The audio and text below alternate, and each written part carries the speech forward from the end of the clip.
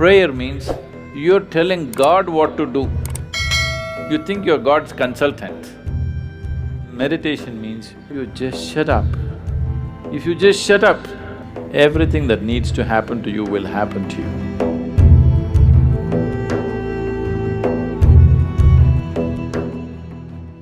So touching that dimension which is beyond the physical means you want to touch that dimension which is the basis of the physical. When you say that which is the basis of the physical, what you're talking is that you're not interested in creation, but you're interested in the source of creation. There, if you go and stand in front of the Creator, at least there you must keep your ideas down, isn't it? Your ideas must be kept down for some time when the Creator is here, isn't it so? Isn't he the biggest idea? It's like, there was a man in Pennsylvania, where are you from? Ah. It rains, it doesn't flood there. That's why we put Seattle on the coast. Otherwise, it would flood, that place. So Pennsylvania, there was a man in Pennsylvania. Once there was a big flood and… Are you okay if there's a joke inside a joke? You're all right. The flood was beginning to happen, the water was filling up, and there was a very enthusiastic young journalist who was reporting stage by stage, hour by hour as to how the flood is progressing, Because that is journalism. Somebody is drowning, report to the world, this man is drowning, look at him drowning, take it on the video and show it to everybody how a man drowns. You don't throw the goddamn camera and get the man, no. You show the whole world how a man can drown in a flood. So, these are not the days of video cameras, only, Morse code is how the report is being filed. So he filed a report very eloquently, he said, as God sits and watches, the water is filling up in this part of Pennsylvania and houses are going down and this and that, and described it in very eloquent terms.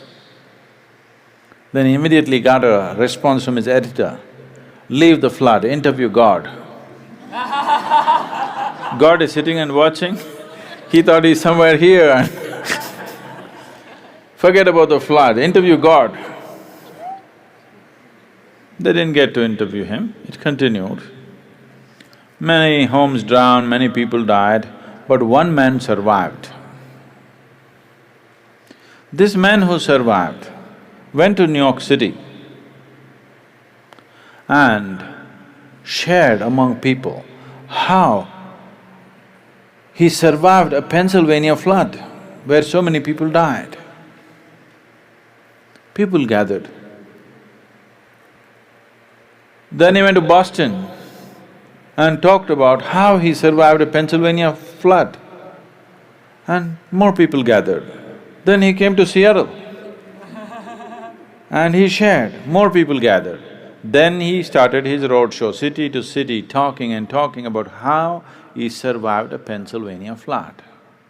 He became a famous speaker in America, and then naturally, every American has to write a book within their lifespan. So he wrote a book, how he survived a Pennsylvania flood. It became famous, he spoke everywhere, and his engagements became international. He became a millionaire, sold millions of books. All his life he only spoke about how he survived the Pennsylvania flood.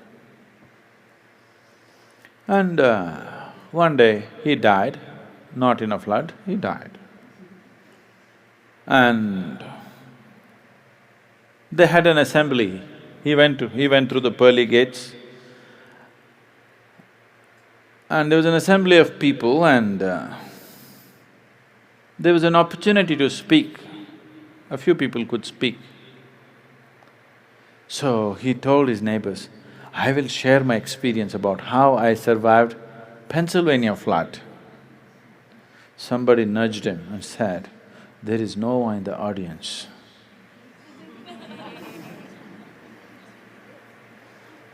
Okay? So, now you don't go stand in front of that which is the basis of creation and throw your ideas at him. You are his idea. Yes? You are just a figment of his idea. If he withdraws his idea, you're gone. So you don't put your ideas. So this is the essence of meditativeness. Prayer means you're telling God what to do. You think you're God's consultant. Meditation means you have understood your limitations, now you just shut up. If you just shut up on all levels, everything that needs to happen to you will happen to you. All the training is just to help them to shut up. That you don't throw your silly ideas at the Creator, you just shut up.